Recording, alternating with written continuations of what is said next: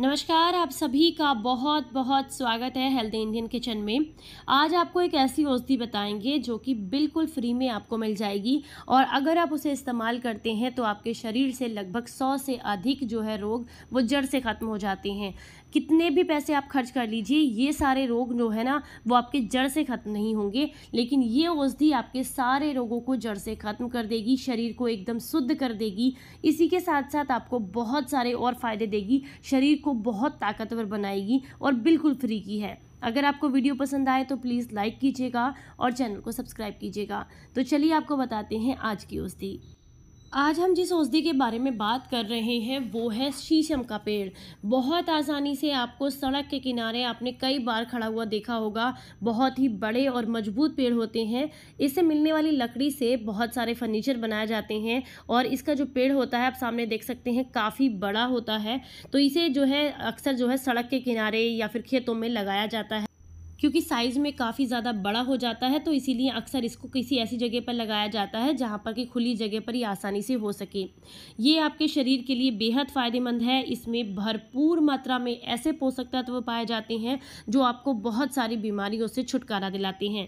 सामने आप इसके जो पहचान है वो आराम से कर सकते हैं। इसमें छोटी छोटी फलियाँ जैसी लगती हैं और इसके जो पत्ते हैं आपको मैं वो भी पास से दिखा रही हूँ। बिल्कुल काफ़ी बड़ा पेड़ है।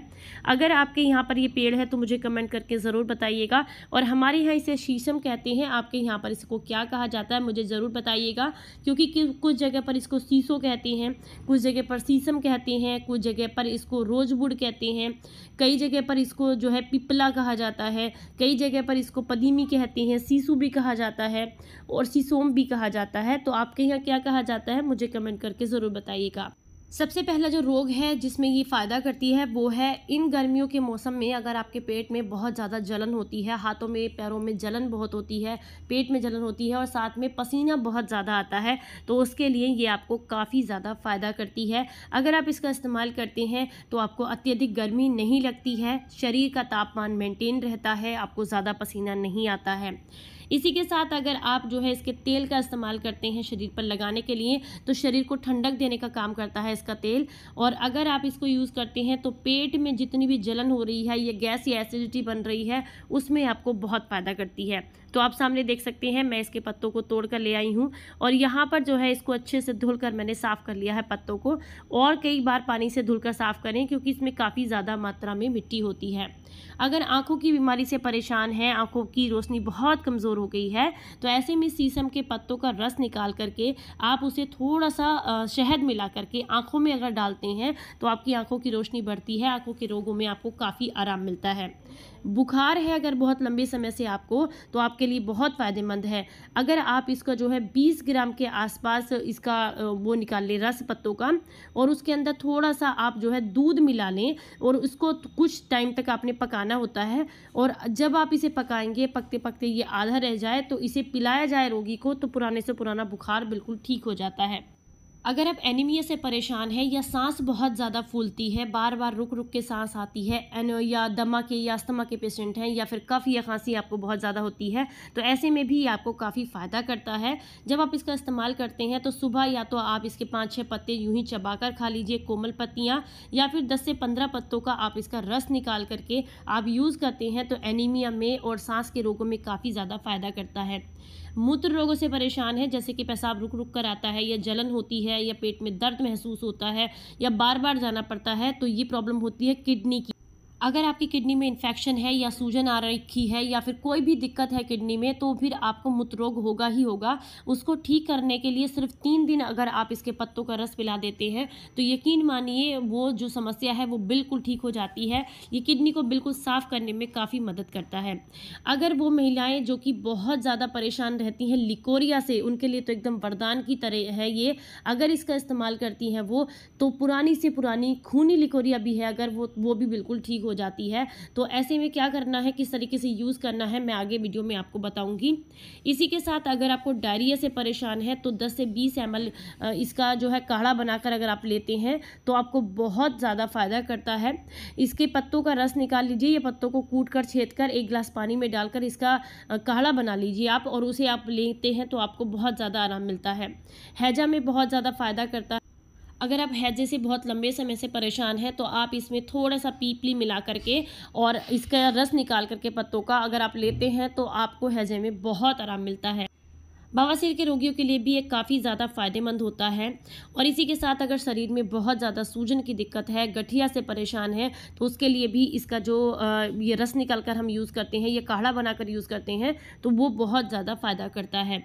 अगर आप जो है परेशान रहते हैं किसी भी तरीके की शरीर की सूजन से, तो उसमें आपको क्या करना है, इसके पत्तों को छेद कर इसको हल्का सा गुनगुना कर लेना है पत्तों के पेस्ट को, और उसको उस जगह पर लगाएंगे। जैसे घुटनों पर सूजन है तो वहाँ लगाते हैं तो आपको काफ़ी ज़्यादा आराम मिलता है। इसमें थोड़ा सा इसका जो रस निकाल करके अगर आप उसमें मिश्री मिला करके उसको लिकोरिया के पेशेंट को देते हैं, जैसे कि किसी भी महिला को लिकोरिया की प्रॉब्लम है, तो उनको बहुत ज़्यादा आराम मिलता है। अगर आप इनका इस्तेमाल करते हैं तो आपको सुजाक जैसे रोग से भी बहुत ज़्यादा फ़ायदा मिलता है। शीशम के पत्तों का रस निकाल करके 3 दिन अगर दिया जाए सुबह खाली पेट, तो सुजाक में काफ़ी ज़्यादा आराम मिलता है। साइटिका से परेशान है तो साइटिका के रोगों के लिए भी बहुत ज़्यादा फ़ायदेमंद है, क्योंकि ये जो है आपके शरीर से हर तरह के दर्द को, सूजन को ख़त्म करने में आपको मदद करता है। इसके लिए इसका काढ़ा बनाकर यूज़ करते हैं तो आपको बहुत फ़ायदा मिलता है। चर्म रोगों से परेशान है, स्किन पर बहुत ज़्यादा मतलब खुजली, दाँत खाज खुजली की दिक्कत रहती है, तो ऐसे में इसका जो तेल होता है, इससे तेल बनता है, तो तेल अगर आप यूज़ करते हैं तो तेल अगर उस जगह पर लगाते हैं तो खुजली में आपको बहुत आराम मिलता है। तेल बनाने का तरीका भी मैं बहुत जल्द आप लोगों के साथ शेयर करूँगी। कुष्ठ रोगियों के लिए बहुत ज़्यादा फ़ायदेमंद है। टीबी में बहुत आराम देता है अगर आप इसका जो है काढ़ा बना करके लेते हैं। मतलब मान लीजिए शीशम के पत्ते लेने हैं थोड़े से, आपने थोड़े से कचनार के पत्ते लेने हैं, थोड़े से जौ लेने हैं, तीनों को मिलाकर आप काढ़ा बनाकर 10 से 20 ml की मात्रा में अगर आप इसे लेते हैं तो आपको बहुत फ़ायदा मिलता है। टीबी की समस्या बिल्कुल ठीक हो जाती है। ये ब्लड शुगर लेवल को मेंटेन करने में भी काफ़ी ज़्यादा मदद करते हैं। अगर आप जो है परेशान रहते हैं ब्लड शुगर की वजह से, तो उसमें भी अगर इसके पत्तों का रस निकाल करके आप इसमें थोड़ी सी मिश्री मिला करके या फिर थोड़ा सा दही मिला करके आप लेते हैं तो इससे आपका रक्त संचार बिल्कुल ठीक होता है। अगर आप जो है खून खराब होने से परेशान हैं तो ऐसे में भी इसके पत्तों का रस आपके खून को साफ़ करने में काफ़ी ज़्यादा मदद करता है। इसकी मात्रा जो है वो बहुत लिमिटेड रहती है कि अगर आप इसका चूर्ण ले रहे हैं तो 3 से 6 ग्राम की मात्रा में लेना है। काढ़ा बनाकर ले रहे हैं तो 50 से 100 ml की मात्रा में ले सकते हैं। और इसी के साथ अगर इसके पत्तों का सेवन कर रहे हैं तो 5 से 6 पत्ते चबाकर खा सकते हैं। अगर इसका जूस बनाकर पीते हैं तो आप जो है कितना ले सकते हैं इसको, मान लीजिए इसके 10 से 15 पत्ते आप यूज़ कर सकते हैं जूस बनाकर ले रहे हैं तो। इसकी जड़ का भी इस्तेमाल होता है, इसके तने का भी इस्तेमाल होता है, इसके पत्तों का भी इस्तेमाल होता है, इसके फल का भी इस्तेमाल होता है। बहुत सारे रोगों में ये काम आता है। इसकी छाल का भी इस्तेमाल किया जाता है।